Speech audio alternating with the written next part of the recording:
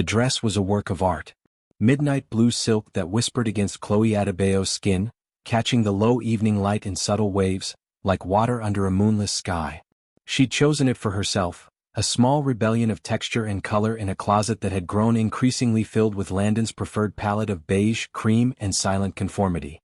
Standing before the floor-length mirror, she adjusted a delicate silver chain at her neck, the only piece of jewelry that felt like her own. The reflection showed a woman of poised elegance, with eyes that held a depth the dress couldn't quite overshadow. But the woman in the mirror felt like a carefully composed still life, beautiful and utterly still. From the doorway of their walk-in closet, Landon assessed her. His gaze was not that of a husband admiring his wife, but of a curator checking a final piece before an exhibition. "It'll do," he said, his voice carrying the distracted tenor of a man mentally rehearsing talking points. "Just remember, Chloe, tonight is about optics. The Vanderlei group is pivotal. I need Harmon Vanderlei to see me as a stable, focused counterpart. A family man with no distractions." The word, distractions, hung in the perfumed air. Chloe knew her translation was correct.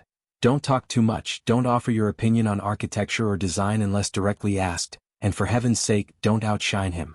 There was a time early on when she'd mistaken these instructions for nervousness, a desire to present a united front. Now she recognized them for what they were, a deliberate softening of her edges, a gentle but firm placing of her light under a bushel. "Of course," she replied, her voice pleasant, a smooth lake surface giving nothing away of the currents beneath. A stable backdrop. "I remember the briefing." He missed the faint thread of steel in her tone, already turning to secure his cufflinks. "Good. The car will be here in 10. Your clutch is on the bed. I put a fresh tissue and mints inside." The drive to the Celestial Peak Hotel was a silent voyage through a city jeweled with evening lights. Landon scrolled through notes on his phone, the blue glow etching lines of concentration on his forehead. Chloe watched the world blur past her window, her mind drifting to the drafting table in her home office, currently buried under a set of residential plans for a friend's renovation. Lines on a page made sense. They connected. They supported. They created shelter. The rules there were clear, governed by physics and beauty, not by the shifting, unspoken rules of Landon's social climes. "Now, Vanderlei is a traditionalist," Landon said, not looking up as their car slid into the hotel's glittering portico. "Likes golf, vintage wines, and understated wealth. His wife is on the board of the symphony. If she engages you, talk about the symphony. Not that modern art exhibit you loved last month." "The symphony," Chloe repeated, the words tasting of ash. She had fallen in love with a man who once claimed her passion for bold, sustainable design was magnetic. Now that passion was filed away under modern art exhibit, a category to be avoided. The gala was a symphony of its own, clinking crystal, the murmur of calculated conversation, the swish of gowns on marble. Chloe pasted on a smile, a fixture on Landon's arm as he moved with shark-like grace through the crowd. She shook hands, offered pleasantries, and felt herself dissolving into a pleasant, smiling phantom. She was Landon's wife, a title that felt less like a partnership and more like a role she'd been cast in, one where her lines were being steadily whittled away. She saw the moment Landon spotted Harmon Vanderlei, a silver-haired man holding court near a monumental ice sculpture. Landon's grip on her elbow tightened almost imperceptibly. "All right," he murmured, his eyes scanning the perimeter of the crowded ballroom. "This is it. Let's find you a quiet spot." He guided her, not toward the conversation but away from it, weaving through the throng with a fixed purpose. They bypassed groups of laughing attendees, skirted the bustling bar, and arrived at a pair of heavy velvet curtains partially obscuring a glass door. He pushed it open to reveal a wide, empty balcony, lit only by the ambient glow from the city and the party behind them. "Here," he said, ushering her out. The night air was cool, a relief from the stuffy heat inside. "It's more comfortable here. Less overwhelming. I'll come find you after I've made the connection." Chloe stood on the balcony, the silk of her dress suddenly feeling too thin. She watched as he gave her a final, absent-minded nod, already turning back to his real objective. The velvet curtain fell closed behind him, muting the party to a dull, rhythmic hum. He hadn't just found her a quiet spot. He had hidden her. Tucked her away like an inconvenient truth, a variable he couldn't control in his important equation. The indignation rose, hot and sharp, but it was quickly dulled by a heavier, more familiar weight: resignation. Perhaps it was more comfortable here. Out of the way of his ambitions, she could finally breathe. She walked to the balcony edge, placed her hands on the cool stone, and looked out at the sprawling, honest city, its countless lights each telling a story she was no longer a part of. The city's heartbeat thrummed up through the stone balustrade, a low, steady pulse against Chloe's palms. Here she was a spectator to a world that felt at once infinitely vast and strangely intimate. From her eyrie she could trace the paths of cars like distant fireflies, see the illuminated windows of apartments where lives, messy and real, were being lived. It was a stark contrast to the curated perfection at her back. The muted symphony of the gala, the laughter that burst in polite bubbles, the clatter of fine china, was now a soundtrack playing for someone else's movie. She leaned into the silence. The initial sting of Landon's dismissal began to cool, hardening into a familiar, weary ache. This wasn't the first time. There was the charity auction where he gently steered her away from a conversation with the lead architect, saying her questions were too technical. Or the dinner party where her anecdote about a client's innovative green roof was met with his foot pressing warningly against hers under the table. Each instance was a small stone added to the wall between the woman she was and the role she played. Tonight felt less like a stone and more like the closing of a gate. A gust of wind snaked across the balcony, carrying the scent of distant rain and city concrete. It tugged at the loose tendrils of hair at her neck, and she shivered, wrapping her arms around herself. The silk offered no warmth. She considered going back inside, braving the crowd to fetch her wrap from the coat check, but the thought of navigating that sea of eyes, of being the momentarily misplaced wife, rooted her to the spot. Better to be purposefully hidden than to feel lost in plain sight. Her gaze drifted from the cityscape to the reflection in the dark glass of the balcony doors. She could see the fragmented golden scene within, a kaleidoscope of swirling gowns and dark suits, a flash of a waiter's white jacket, the shimmer of the crystal chandelier overhead. It was like watching a beautiful, silent film. And there, in the corner of the reflected tableau, she saw Landon. He was leaning in close to Harmon Vanderlei, a glass of amber liquid in his hand, his face arranged into an expression of keen interest. He looked polished, capable, and utterly alone. The sight didn't hurt as much as she thought it should. It just felt factual. Turning her back on the reflection, she focused on the horizon. Somewhere out there was her drafting table, her half-finished plans for the renovated sunroom that would flood a young family's home with light. That was real. Those lines on the vellum were an extension of her mind, her hopes given form. Here she was formless. The soft snick of the door latch behind her was almost swallowed by the wind. Chloe stiffened, expecting Landon's impatient voice, ready with an apology that wouldn't be an apology. Just a bit longer, darling. He's almost convinced. But no voice came. Only a presence, a quiet alteration in the atmosphere of the balcony. She held her breath, unwilling to turn and confront another guest seeking air, who would inevitably ask why she was out here alone. The observation when it came was not a question.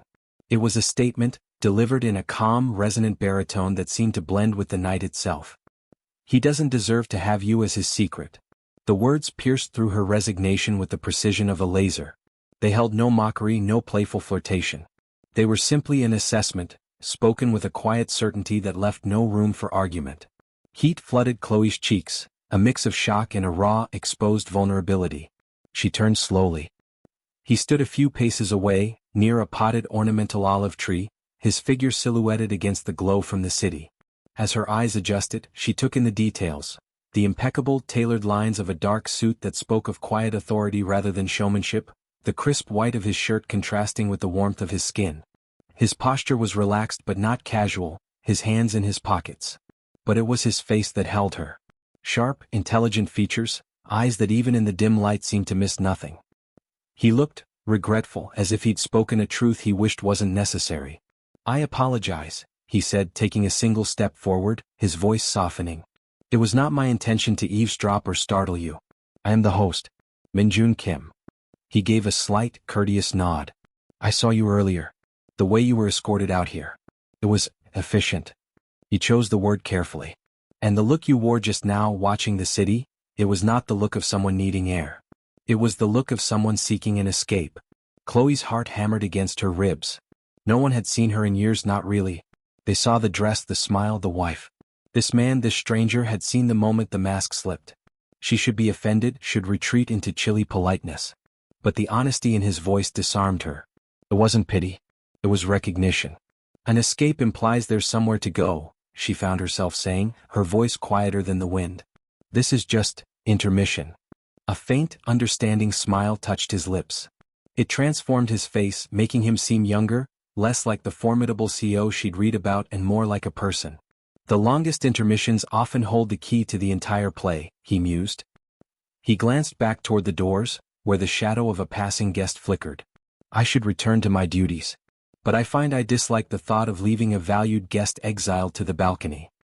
He moved then, not toward the door but closer to the balustrade, standing a respectful distance from her. He didn't look at her, instead gazing out at the same vista she'd been studying. My company, Novice Design, believes environment dictates experience. That every space should elevate, not diminish, the person within it. He turned his head and his gaze met hers. It was steady, deep. This, he said with a slight gesture encompassing the secluded balcony, the muffled party, is poor design. A startled, genuine laugh escaped Chloe. It was a small, rusty sound she barely recognized. A critical review of the host's own event? The best criticism is self-criticism, he replied, the smile returning to his eyes. And the first step to better design is accurate observation. He reached into his inner jacket pocket and produced a slim, matte black card holder. Extracting a single card, he held it out to her. I will go and be a host. But if you are ever in need of a consultancy that understands space should serve the spirit, not stifle it, the offer stands. Her fingers brushed his as she took the card. Minjun Kim, CEO, Novice Design and Innovation. The card was heavy textured. Real. Thank you, she whispered, the words carrying more weight than a simple social nicety. He nodded once more, a look of something unreadable, respect, perhaps, or a shared understanding, in his eyes. Then he turned and slipped back through the velvet curtains, leaving her alone once more. But the balcony no longer felt like a hidden corner. It felt like a threshold. The city lights seemed brighter, the air clearer. In her hand, the business card was an anchor, a tangible contradiction to everything the last hour had told her. She looked from the card to the closed curtain, then back to the sprawling, promise-filled night. The intermission, she realized, was over. The heavy velvet curtain swayed gently in Minjun Kim's wake, then fell still, leaving Chloe alone once more with the night. But the silence was different now. It was no longer a void, it was a space humming with the echo of his words. He doesn't deserve to have you as his secret. The sentence played on a loop in her mind, not as a critique of Landon, but as a validation of her own unspoken hurt. A stranger had named the unnamed thing and in doing so had somehow diminished its power over her. She looked down at the card in her hand. Minjun Kim Seo. The title was imposing, but the man who had delivered it had been anything but. He'd been considerate, perceptive. He'd seen her not as an ornament or a problem, but as a person experiencing poor design. A laugh, soft and disbelieving, escaped her again. She traced the embossed lettering with her thumb, the texture a grounding contrast to the smooth, cold stone of the balustrade. The door behind her opened again, and this time it was Landon. His expression was one of flushed triumph, quickly masked by a performative concern. There you are. I've been looking everywhere. It's getting cold out here, you must be freezing. He didn't wait for a response, already ushering her back inside, his hand a proprietary pressure on the small of her back. The warmth of the ballroom felt oppressive now, the noise assaultive. Vanderlei is a done deal, Landon murmured into her ear as they moved through the crowd, his breath smelling of expensive whiskey. Precisely the right approach. Sometimes, a little quiet in the background is all it takes. He squeezed her side, a gesture meant as praise. It felt like a seal on her confinement. Chloe nodded mechanically, the business card a secret burn against her palm where she'd curled her fingers around it in her clutch. She endured the rest of the evening as if watching herself from a distance. She smiled, nodded, made agreeable sounds. But her mind was elsewhere, on a quiet balcony, on a voice that spoke truths, on the startling comfort of being truly seen, even for a moment. The ride home was silent, Landon preoccupied with sending follow-up emails. In the darkness of their bedroom, as she hung the midnight blue dress back in its section of the closet, it felt like shedding a skin. She placed Minjun Kim's card not in her wallet, but in the small lacquered box on her vanity where she kept sentimental fragments. A seashell from a beach years ago, a ticket stub from a concert Landon had long forgotten. It was an impulse she didn't examine. Sleep was elusive.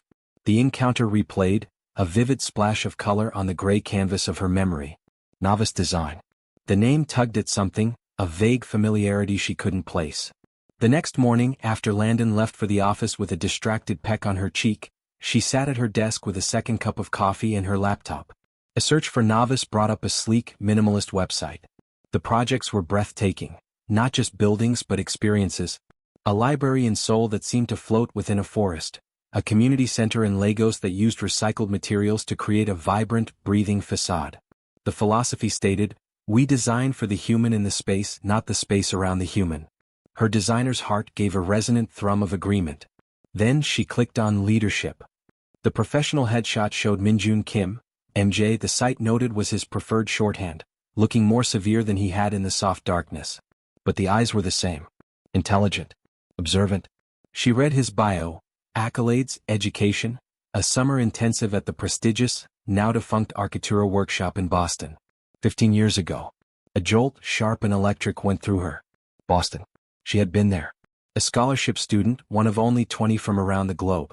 Her fingers flew over the keys, digging through old external hard drives, through digital shoeboxes of photos. She found it, a folder labeled Architectura. The images were low resolution, bursting with the pixelated joy of youth. There she was, gangly and bright-eyed, standing before a model made of too much glue and ambitious dreams. And in a group photo, surrounded by their cohort, was a young man with a quiet smile, his arm loosely around the shoulders of the student beside him. He was thinner, his hair different, but the eyes were unmistakable. Minjun. Her breath caught. She zoomed in. They hadn't been friends, not exactly. The program was a whirlwind. But she remembered him now. The quiet Korean student whose sketches had an elegant, fluid economy of line that made her own feel overworked. They'd been paired once for a preliminary project, a concept for a bus shelter. They'd worked in a sun-drenched studio, speaking little at first, communicating through sketches and models. She remembered his focused silence, the way he'd thoughtfully considered her suggestion to incorporate living moss into the design, and then improved upon it with a simple irrigation concept. She remembered the easy, effortless synergy, the lack of competition, the pure joy of creating something together. He'd had to leave suddenly 2 weeks early. A family emergency back in Korea. She'd been oddly disappointed, but the pace of the program swept her forward, and they'd never connected again. Until now. On a balcony where he'd found her hidden away. Chloe leaned back in her chair, the sunlight from her home office window suddenly feeling intensely personal, like a spotlight on this revealed truth. He hadn't just been a kind CEO. He was a fragment of her past, a piece of a time when her future was an open blueprint filled with nothing but potential. A time before she'd let herself be edited down, draft by draft, into a supporting role. She looked from the glowing screen to the lacquered box. She opened it and took out the card. It was no longer just a professional courtesy. It was a thread, delicate but strong, connecting the woman she had been to the woman she might still become. He'd offered a door back to a world that valued her mind. And now he was a living memory of a self she had forgotten. Her thumb brushed the embossed lettering once more. This wasn't about a man. This was about a path. The first tentative line of a new draft. With a resolve that felt both terrifying and exhilarating, she opened a new email. Her subject line was simple, professional, Architectura Workshop Alumni Inquiry. Her message was brief, referencing their brief meeting at the gala and their shared past at the summer program. She proposed a meeting to discuss potential freelance opportunities, attaching a PDF of her portfolio, not the sanitized version Landon approved of, but the real one, full of the bold, human-centric concepts she loved. She hovered the cursor over send. The old voice, the one trained by years of being Landon's stable backdrop, whispered caution. The new voice, the one that remembered a sun-drenched studio and a boy who appreciated living moss, urged her forward. She took a breath and clicked. The thread was now a line cast into the unknown, and her heart beat a frantic, hopeful rhythm against the silence of the room. The silence after sending the email was profound. It was the quiet of a pendulum at the top of its arc, poised between the past's push and the future's pull. Chloe sat motionless at her desk, the morning sun warming her back, staring at the screen's confirmation. Message sent. A simple, digital action that felt more consequential than any decision she'd made in years. The rest of the day passed in a blur of mundane tasks, each one a thin veneer over the thrumming anxiety beneath. Watering the plants, she saw the structural grace of their stems. Folding laundry, her mind deconstructed the geometry of the fitted sheet. Everything was design, and design was now a language tied to the memory of a quiet boy from a summer long gone and the composed man on the balcony. She checked her email compulsively, a habit she'd never formed, her heart giving a foolish little jump each time a notification chimed, only to be met with a newsletter or a sale alert. Landon called in the afternoon, his voice buoyant. Vanderlee's people just reached out. Looking very promising. Dinner with them next Friday, I'll have Marta send you the details. Something elegant but not trying too hard. He was already moving on, the balcony incident either forgotten or filed away as a successful strategic move. Chloe agreed, her voice neutral, while her eyes drifted to the lacquered box on her vanity. The response came just after 6 p.m., as the golden light of late afternoon bled across her drafting table. The sender's name, Minjun Kim, made her breath hitch. The subject line, Architectura Workshop Alumni Inquiry. It was not composed by an assistant. It was direct and curiously personal. Ms. Adebayo, Chloe, thank you for your email. The Architectura Workshop is a memory I hold in high regard. I must confess, when I saw you on the balcony, there was a flicker of recognition I could not place in the moment. Your email has illuminated it. I remember the bus shelter project, and the innovative use of biomimicry in your early concepts. It was a standout. Your portfolio is impressive. The residential work has a warmth and clarity of purpose that is often missing in larger-scale projects. The attention to light flow is particularly notable. I would be pleased to meet. While Novice is not currently hiring for full-time positions, we are often in need of specialized freelance perspective for specific projects. Your background could align well with an upcoming cultural initiative. Would you be available to come by the Novice offices tomorrow, say 2 p.m.? Sincerely, Minjun MJ, Kim. Chloe read it 3 times. The warmth of the professional praise spread through her, a balm on a persistent, unseen bruise. He remembered the project. He remembered her work. To Landon, her career was a hobby that occasionally needed to be stifled for decorum. To MJ Kim, it was a standout. The difference was a canyon. She typed a brief, professional acceptance, her fingers steady despite the flutter in her chest. The appointment was set. The Novice offices were not in one of the city's glittering steel towers, but in a converted brick warehouse in the Arts District. The space was a physical manifestation of the firm's philosophy. The original industrial bones, exposed brick, soaring ceilings with hefty beams, were honored, but softened and animated by intelligent, human-centric design. Lush vertical gardens softened one wall, and clever skylights flooded the open-plan work areas with diffuse, natural light. It was a space that inspired rather than intimidated. She was shown not to a sterile conference room, but to a glass-walled meeting nook nestled beside a small, interior courtyard featuring a single, sculptural Japanese maple. MJ was already there, standing by a low table. He wore a simple gray sweater and dark trousers, looking more like a lead designer than a CEO. Chloe, he said, a genuine smile touching his eyes as he extended a hand. I'm glad you found the place. It's remarkable, she said, her gaze sweeping the space, her professional admiration instantaneous and deep. The way you've preserved the history while making it utterly present, it's exactly the kind of work you love, he finished gently, gesturing for her to sit on a comfortable-looking sofa. It's evident in your portfolio. Please sit. Can I get you tea? Coffee? The meeting began with professional ease. He outlined a project Novice was pitching for, a new public arts annex for the city library, a space meant to be inviting and interactive for young adults. He spoke about the challenges of balancing institutional robustness with a sense of creative spontaneity. Chloe listened, ideas immediately beginning to spark and connect in her mind. The risk, she found herself saying, leaning forward slightly, is creating something that feels either too juvenile or too austere. The space needs to be a catalyst, not a container. It needs permeable boundaries. MJ's eyes lit up. Yes, that's the precise term we've been circling. Permeable boundaries. He reached for a tablet, pulling up a basic floor plan. Our initial concept here, for the main workshop area. The professional discussion flowed, but underneath it, the past hummed like a tuned string. It was in the shorthand they began to develop, in the way he'd propose a material and she'd instantly see its textural implication, and vice versa. It's the bus shelter all over again, he said abruptly, setting the tablet down.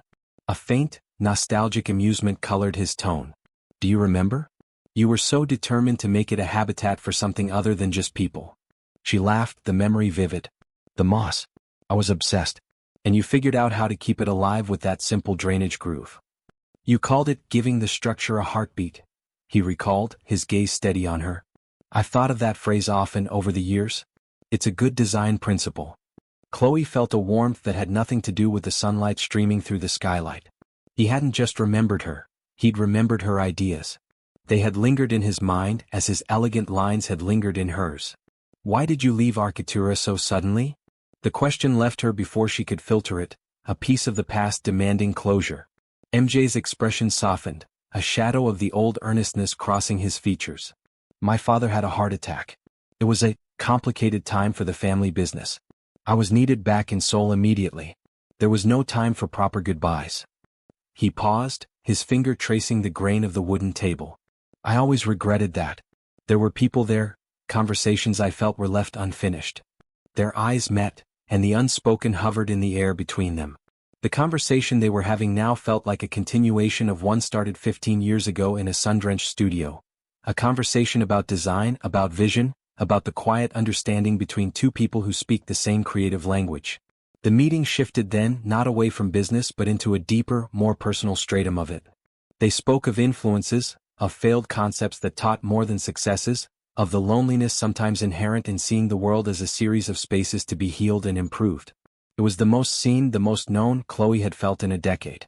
When she finally glanced at her watch, 2 hours had vanished. I've taken too much of your time, she said, startled. Not at all, MJ said, rising with her.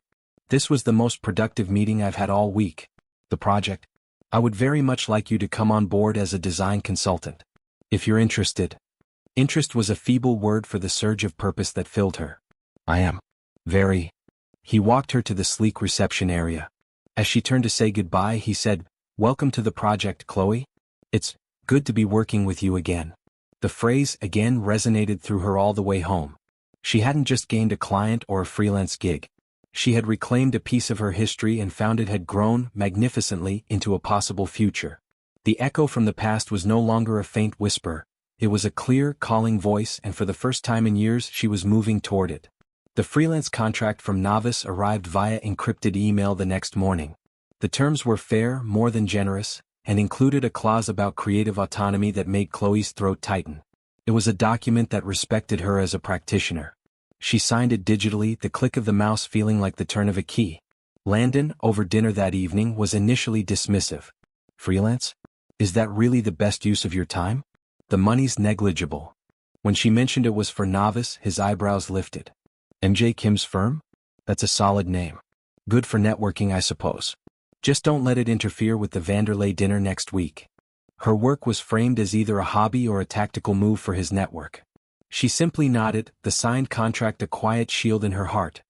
Working with Novice was not like any professional experience she'd had before. There were no rigid hierarchies, no stifling approvals.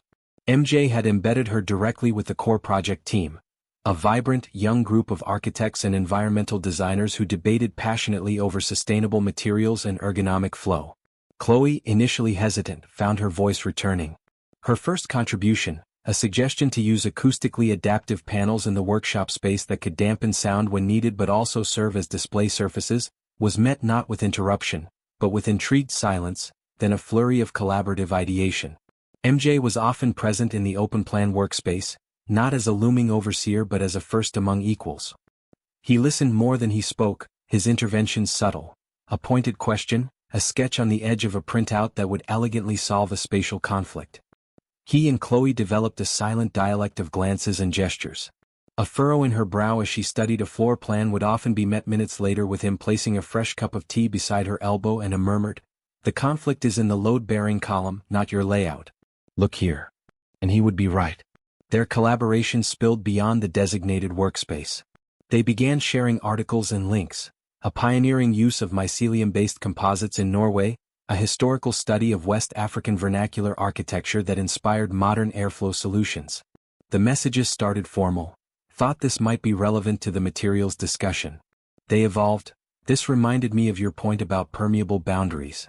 One late afternoon the team had dissipated, leaving Chloe wrestling with a stubborn 3D rendering software glitch that was distorting a crucial sightline. Frustration mounted. A shadow fell across her desk. The software is fighting you because you're thinking in curves and it wants right angles, MJ said, leaning over to study her screen. His presence was calm, focused. Here. May I? He took the mouse, his hand briefly brushing hers. With a few deft clicks he altered the drawing plane. You're designing from the human perspective, from the experience of moving through. The software defaults to the perspective of the one building the walls. You have to trick it. The sightline resolved perfectly on screen. It wasn't just the fix, it was the way he'd articulated her very design philosophy. How did you know that's what I was doing? She asked, her voice low in the quiet office. He straightened, meeting her gaze. Because it's what you've always done. Even at Architectura. Your first sketch for that shelter. You started with a figure sitting inside, not with the outline of the roof. You remembered? You saw her. The professional pretext of the freelance work grew thin, transparent, revealing the profound personal connection forming beneath. They started having working lunches in the courtyard nook, their conversations a seamless blend of project logistics and personal revelation. She learned of the immense pressure he'd faced taking over his family's ailing construction business and transforming it into novice, of the loneliness at the top, of his quiet love for his mother's rooftop garden in Seoul. He learned of her father, a carpenter from Lagos who instilled in her a love for honest materials, of her mother's PhD in botany that fueled her interest in biomimicry, and in careful, non-accusatory terms, of the slow chilling of her marriage. He prefers a still life, she said one day, pushing salad around her plate. I think I am, by nature, a motion picture. MJ didn't offer platitudes or criticism. He simply listened, his eyes holding a deep, understanding empathy. A motion picture is harder to frame, he said finally. But it contains infinitely more life. The project progressed in leaps and bounds. Chloe's confidence, atrophied from years of disuse, strengthened and flexed. She was contributing, leading, shining.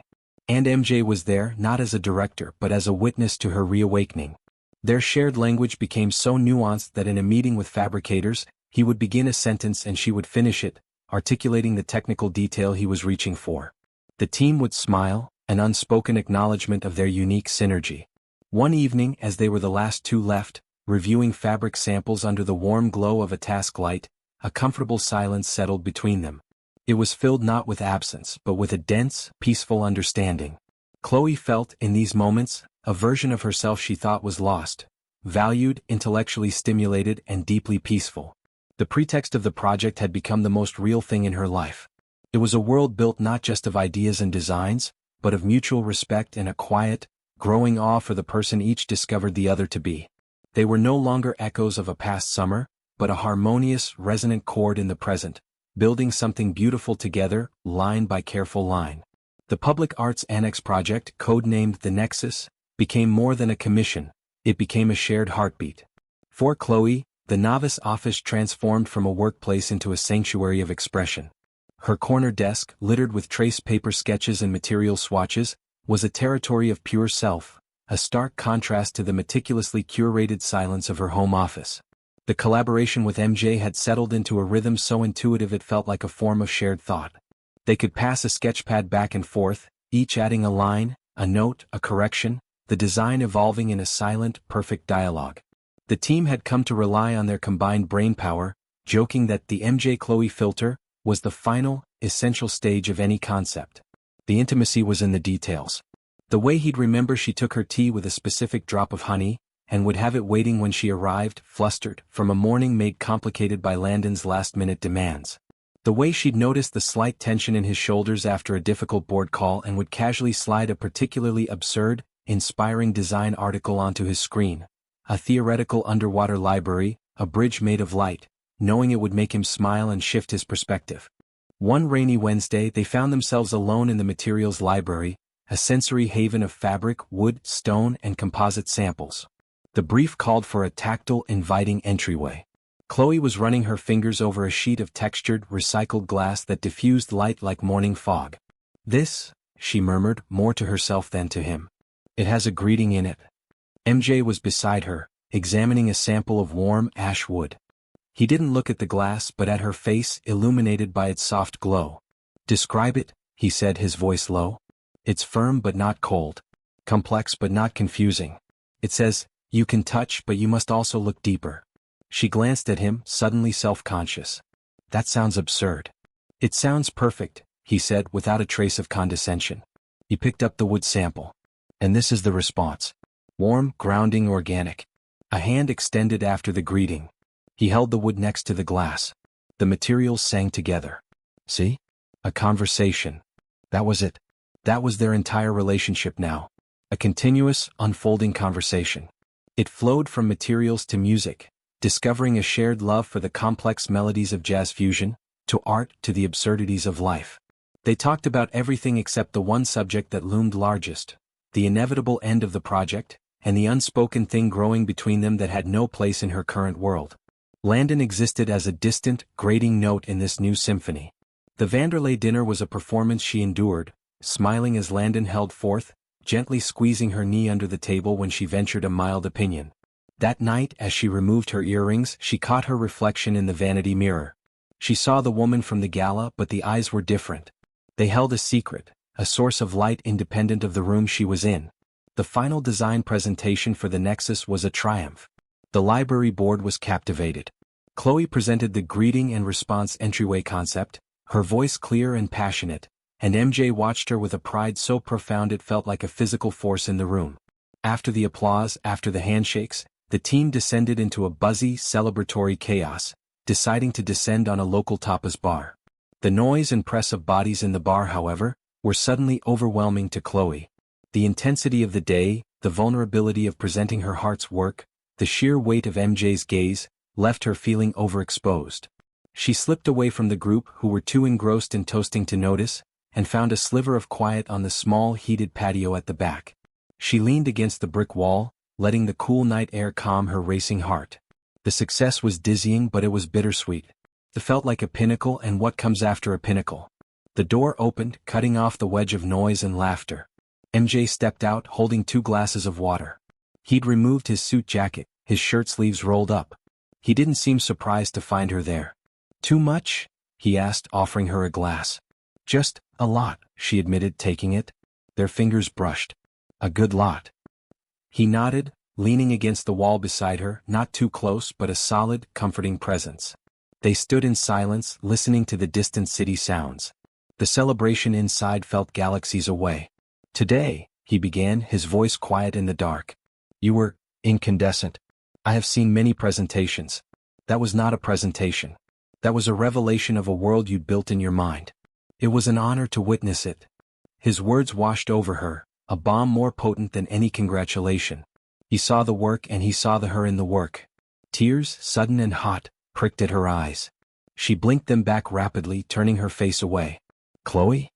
His voice was laced with gentle concern. She shook her head, unable to speak, afraid of what might spill out if she opened her mouth.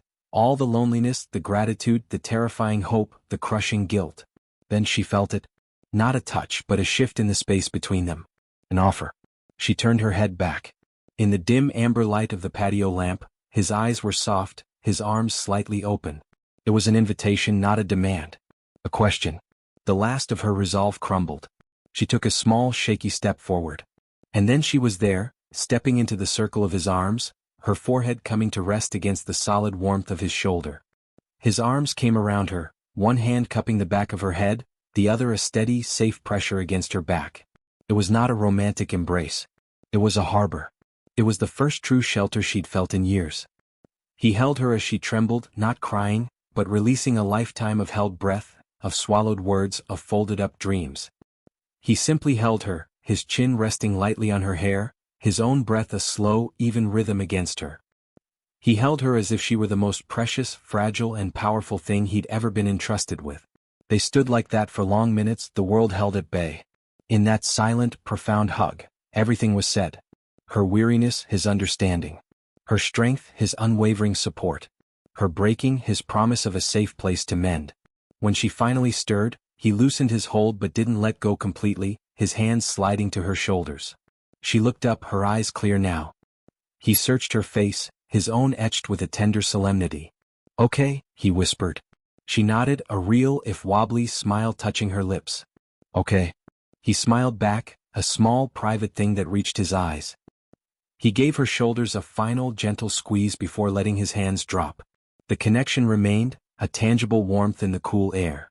"We should go back in," he said softly. "They'll be sending a search party." "Yes," she agreed, her voice steadier. He held the door open for her. As she passed him, the noise from the bar rushing to meet her, she felt fundamentally altered. The project had built a beautiful space on paper. But in a quiet patio, in a wordless embrace, they had just built something infinitely more real between them. The foundation had been laid and it was solid. The world rushed back in a wave of sound and light as Chloe stepped through the door, the warm fug of the bar and the raucous celebration of her colleagues enveloping her. But she moved through it as if in a dream, the ghost of MJ's embrace still wrapped around her like a shield. Her shoulders, where his hands had rested, hummed with a residual warmth. The air she breathed felt new, charged with a quiet potential. She rejoined the group, accepting a fresh glass of sparkling water with a smile that felt genuine for the first time all evening. Someone was telling a story about a disastrous model delivery from their college days, and the laughter was loud and easy. Chloe laughed too, the sound surprising her with its lightness. Across the crowded table, MJ had been drawn into a conversation with the lead structural engineer, but his gaze found hers. Not a stare, but a brief, anchoring glance. A silent check-in. Okay, it asked. She gave a slight, almost imperceptible nod. Okay. The celebration wound down. Goodbyes were shouted, promises to sleep in made. Chloe gathered her coat, her movements calm, her inner world stilled by the seismic quiet of that hug. She expected MJ to leave with others or to hang back. Instead, he fell into step beside her as she moved toward the exit. "I'll walk you to your car," he said, his tone leaving no room for debate. It wasn't possessive, it was protective. The night air was crisp, a cleansing contrast to the stuffy bar. They walked in a silence that was no longer charged with unsaid things, but peaceful with shared understanding. The city sounds were a distant backdrop. Her car was parked a few blocks away, under the glow of an old-fashioned street lamp. They reached it and she turned, leaning back against the driver's side door facing him. "Thank you," she said, the words encompassing the project, the belief, the glass of water, the harbor he'd offered. "It was my honor," he replied, his hands in his pockets. "Truly." He looked down for a moment, then back up, his face serious in the lamplight. "The project, the main construction phase will start soon. Our daily collaboration as it has been will change." A small, sharp pang pierced Chloe's newfound calm. She knew this, but hearing him say it made it real and the reality felt like a loss. "I know," she whispered. "But that doesn't mean—" He took a small step closer, his voice dropping not to a whisper but to a tone meant only for her. "That doesn't mean this has to end. What we've built, this understanding. It exists outside of Novice, outside of any project." Her heart, so recently still, began a frantic, hopeful tattoo against her ribs. "MJ. I am not a man who makes impulsive declarations," he said, his gaze unwavering. "I observe. I consider. I build with intention. And what I feel, what I believe we have begun to build between us, is worth building correctly. With care. With respect for all the complexities." He wasn't asking her for anything. He wasn't making a demand. He was stating a principle, laying a cornerstone. He was acknowledging the thing that now lived and breathed between them, giving it a name without frightening it away. Something to build. Tears threatened again, but they were different this time, not of release but of overwhelming gratitude. He saw the tangled web of her life, the marriage that was a gilded cage, the professional rebirth, the fragile new wings she was testing, and he wasn't trying to tear through it. He was proposing to build a new structure beside it, one she could choose to step into when and if she was ready. "I don't know how," she admitted, the confession raw. "I don't know how to have two things at once." "You don't have to know now," he said, his voice impossibly gentle. "Just know that the option exists, that I am here. Not as a client, not as a distraction, but as someone who sees you, Chloe Adebayo. All of you. And who would consider it the greatest privilege to be allowed to know you more." He reached out then, not to pull her close but to take her hand. He simply held it, his thumb smoothing over her knuckles once, a gesture of such profound tenderness that it stole her breath. It was a promise, a connection, a thread. "We will talk," he said. "Properly. So, when you're ready." He released her hand, the night air cool where his touch had been. He stepped back, giving her space to breathe, to think, to be. "Drive safely," he said, and then he turned and walked away, his figure growing smaller down the quiet street until he turned a corner and was gone. Chloe slid into her car, her hands trembling on the wheel. The interior smelled of old leather and her own perfume. But she could still smell the clean, faint scent of his sweater, could still feel the solid, safe pressure of his arms. The ghost of the embrace had settled into her bones, a new kind of architecture within her. She didn't start the engine right away. She sat in the quiet dark, not thinking of Landon, not thinking of the future's terrifying maze. She simply felt the truth of what had just happened. She had been found. Not just on a balcony but in the deepest, most invisible parts of herself. And the man who had found her had not claimed her. He had simply stood before her, offered her a truth and given her a key. The choice of what door to open and when was hers alone. For the first time in a very long time, the choice felt truly, terrifyingly, beautifully her own. The first embrace had been an end to hiding. The conversation to come would be the beginning of everything else. The key MJ had given her, metaphorical but as tangible as steel in her heart, turned in the lock of Chloe's life with a silence that was deafening. The week following the embrace passed in a surreal duality. At home, she moved through the motions with Landon, discussing his deal's progress, attending a tedious cocktail hour with his associates, sleeping with a canyon of cold sheets between them. But inside, she was living in a different dimension, one painted in the colors of a future she was only beginning to dare imagine. She and MJ had not spoken since that night. No texts, no emails. It was a deliberate, respectful silence, giving her the space he'd promised. But his absence was a presence. It was the quiet hum of the unbuilt, the blank page waiting for the first line. She felt it while sketching new ideas at her home desk, ideas that had no client, no purpose other than the joy of creation. She felt it in the way the sunlight fell across her empty teacup in the afternoon. Landon, buoyed by the near certainty of the Vanderlei deal, was in a magnanimous mood. "Once this is sealed," he announced over breakfast one Saturday, scrolling through listings on his tablet, "we should look at a bigger place. Maybe out in the Highlands. More room for entertaining. You could have a proper studio, not that cramped desk."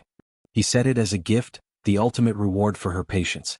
Chloe looked up from her coffee, seeing not generosity, but the blueprint for a larger, lovelier cage. A studio in a house chosen for its entertaining potential, in a neighborhood chosen for its status. Her work, her spirit, neatly compartmentalized into a proper room. "I like my desk," she said, her voice quiet but clear. Landon waved a dismissive hand. "You're thinking small. This is about the next phase." He didn't look up. The catalyst came on Sunday evening.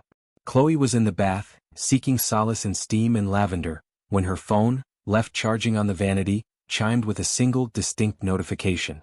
Landon, passing by, picked it up. It was an innocent habit born of shared passwords and a lack of boundaries, a habit she'd never questioned until now. She emerged from the bathroom wrapped in a towel to find him standing in the middle of their bedroom, her phone in his hand, his face a mask of cold fury. "Meeting tomorrow to discuss future project options?" he quoted, his voice dangerously calm. He thrust the screen toward her. It was an email from MJ's assistant, SE, confirming a casual Monday meeting at a neutral coffee shop near Navas. The tone was purely professional, but the words "future project options" seemed to blaze on the screen. "What is this, Chloe?" Landon demanded. "Freelancing is one thing. Future projects? With him? This looks an awful lot like you're building a second career, or something else." The accusation hung in the air, ugly and expected. Chloe felt a strange calm descend. The confrontation she had been dreading for weeks was here, and she found she was not afraid. She was ready. "It is a meeting about future work," she said, her voice steady as she tightened the towel around her. "Because I am good at what I do, Landon. And some people value that." "I value it," he snapped, the mask slipping to reveal petulant anger. "I provide for you. I'm building a life for us. This, sneaking around, taking meetings behind my back, this is a betrayal of that." "Betrayal?" The word sparked the first flare of her own anger. "Betrayal is when you hide your wife on a balcony so she doesn't interfere with your networking. Betrayal is telling me for years that my opinions are too much, and my passions are distractions. Betrayal is making me feel like the most interesting thing about me is my ability to be invisible." He stared at her, shocked into silence. He had never heard this tone from her, this fire. "This," she said, gesturing to the phone, "is not a betrayal. This is a lifeline. This is someone seeing me, all of me, and saying my light is not something to be dimmed. It's something to be celebrated." "So it is about him," Landon sneered, latching onto the wrong point, the only point his ego could process. Chloe took a deep, shuddering breath. This was the choice. Not between two men but between two versions of her own life. "It is about me," she stated, each word a brick in a new, firm foundation.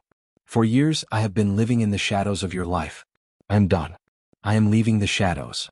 The finality in her voice finally pierced his anger, replaced by a stunned disbelief. "You're, what? Leaving?" Over a freelance job? Don't be hysterical. I am being clearer than I have ever been, she said. She walked past him to her closet, pulled out a small overnight bag, and began to pack with a methodical efficiency that brooked no argument. A few simple clothes, her toiletries, the portfolio folder with her original Nexus sketches, and the lacquered box from her vanity. "Where will you go?" he asked, his voice now edged with a hint of panic. "You have nothing without me." She zipped the bag closed and turned to face him. For the first time she looked at him not as her husband, but as a man she no longer knew. "You're wrong," she said, her voice soft but unbreakable. "I have myself. And that, it turns out, is everything I need to start." She walked out of the bedroom, down the stairs and through the front door. She did not look back. The night air was cool and free against her skin. She did not go to the coffee shop or to Navas. She drove to a quiet, respectable hotel downtown, paid for a room with her own credit card, a small act of independence that felt monumental. Sitting on the edge of the unfamiliar bed, the bag at her feet, the trembling began. Not from fear, but from the sheer, terrifying magnitude of the step she had just taken. She had chosen the unknown over the gilded cage. She had chosen the promise of a future built on respect over the security of a past built on diminishment. She had chosen herself. And in the echoing quiet of the hotel room, for the first time in years, the silence felt like peace, and the solitude felt like possibility. The hotel room was a capsule of sterile calm. Chloe sat on the edge of the bed, the plush carpet beneath her bare feet, and let the reality settle. The silence was profound, broken only by the distant, muted sigh of the city. There was no Landon pacing, no soundtrack of a life that felt like a poorly fitting suit. There was just her breath, her heartbeat, and the weightless, terrifying freedom of her choice. She had sent a brief email to SEMJ's assistant before dawn. "An unavoidable personal matter has come up. Can we reschedule our meeting for this afternoon, same time and place? My apologies." It was all she could manage. She spent the morning in a state of suspended animation, ordering room service tea she didn't drink, watching the sunlight track across the floor. She felt scoured out, hollow, but in the hollow there was a new, clean space for light to fill. When it was time, she dressed with care in simple, comfortable clothes that felt like her own skin. She didn't look in the mirror for validation. She knew who she was leaving the hotel to meet, herself first and foremost. The coffee shop was an airy, plant-filled space with the warm smell of roasted beans. She was 5 minutes early. He was already there. MJ stood as she entered, rising from a corner table by a window. He wasn't in CEO attire, but in a simple black sweater and trousers. He looked apprehensive. His usual composure was edged with a tension she'd never seen, his eyes scanning her face with an intensity that missed nothing. The slight puffiness from a sleepless night, the new, stark clarity in her gaze, the small overnight bag she carried. "Chloe," he said, his voice low. He didn't offer a greeting. He simply said her name like a question and a statement all at once. She reached the table, setting her bag down beside the chair. "MJ." They sat. The waitress came and they ordered a green tea for him, a black coffee for her, a mundane ritual that grounded the moment. When they were alone again, he didn't speak. He simply waited, giving her the space he had always promised. "I left," she said. The words were simple, but they cracked the surface of the world. "Last night. I'm at a hotel." A wave of emotion, concern, relief, profound respect, crossed his features. He didn't ask for details. He didn't offer pity. He simply absorbed the information. "Are you safe?" was all he asked. "Yes," she said, and meant it. "Oh, I'm okay." He nodded slowly, his hands folded on the table. He looked down at them, then back up at her, and the raw honesty in his eyes was breathtaking. "Chloe," he began, his voice thick with an emotion he was no longer trying to conceal. "That summer, at Architectura, you had a light. It was in your work, in the way you argued for your moss, in the way you laughed when a model collapsed. It was a light that saw the world not as it was, but as it could be." He paused, gathering his words. "When I had to leave so suddenly, I felt I was leaving a conversation unfinished, a feeling unnamed. In the years that followed building Novice, I met many talented people. But I never found that specific frequency of light again. I told myself it was a memory idealized by youth." He leaned forward slightly, his gaze holding hers with a gentle ferocity. "Then, at that party, I saw a woman on a balcony looking at the city with a longing so deep it was a physical ache. And I felt it, a flicker of that same frequency. When you turned and I saw it was you, it wasn't just recognition of a face from the past. It was the answer to a question I had stopped consciously asking. Tears welled in Chloe's eyes, blurring his face, but she didn't look away. I gave you my card as a CO, he continued, his voice dropping to a near whisper. But I was reaching out as a man who thought he'd lost a piece of his own blueprint. Every conversation since, every moment of shared silence, every line we've drawn together, it has been a confirmation.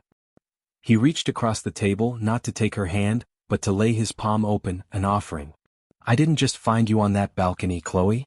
I've been searching for that feeling for you, ever since we lost touch. Not to own you. Not to complicate your life.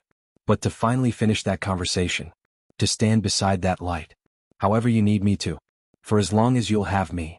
It was a confession not of impulsive passion, but of profound, patient recognition.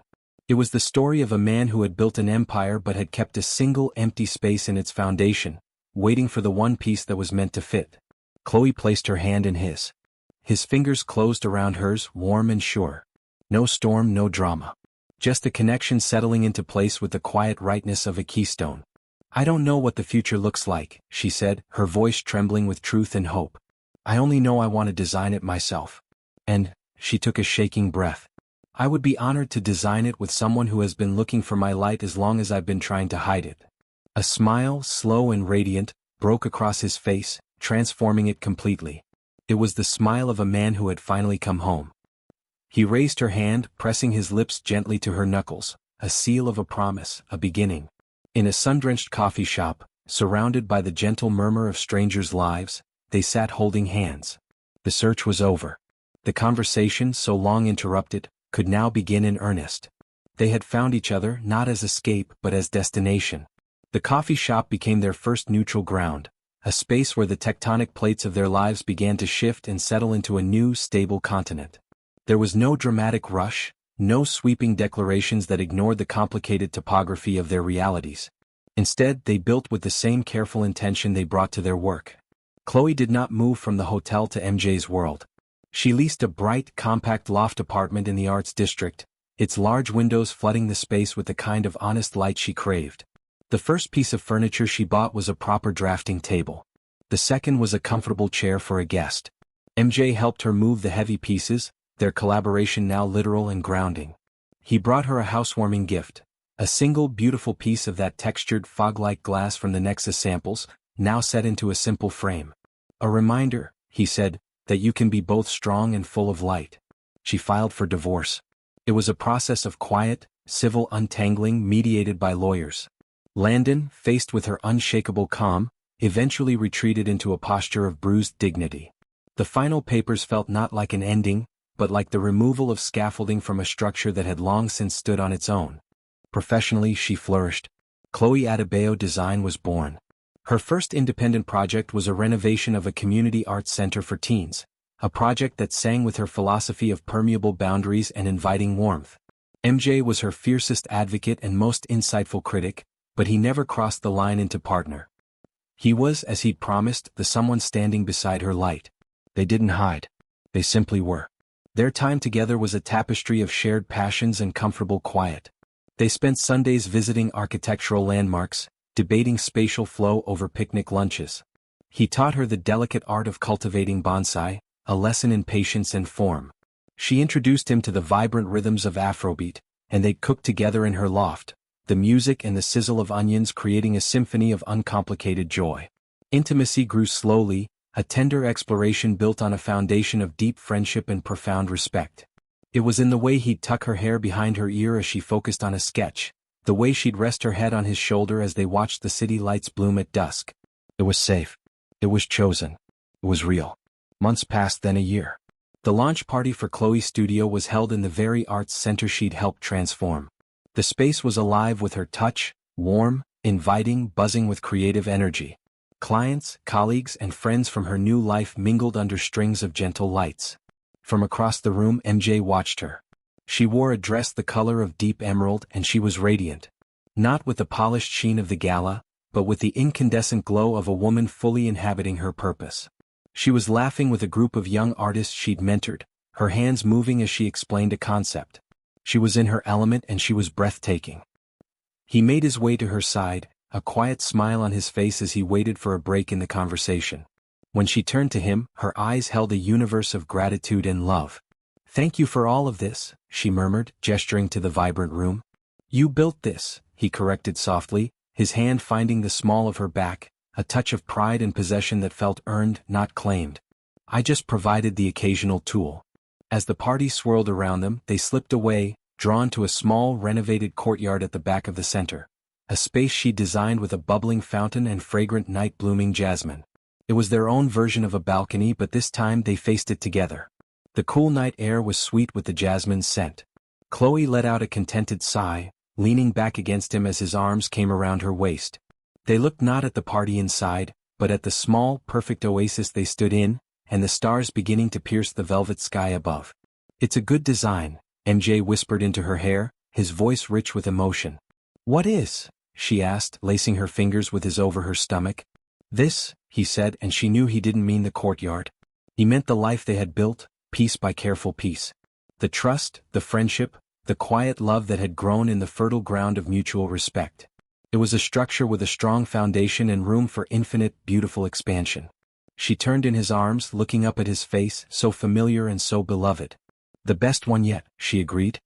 He leaned down and kissed her then, not as a beginning but as a continuation, a tender, affirming seal on the life they were designing together. It was a kiss that held the memory of a lonely balcony, the warmth of a first embrace, the promise of 1,000 tomorrows. Inside, the party glittered on, a celebration of her achievement. But out in the quiet dark, wrapped in the safety of a love that had searched for and found her, Chloe knew this was the real triumph. They were no longer hidden, no longer searching. They were home in a space they had built with their own hands and hearts, a forever designed line by loving line just for them.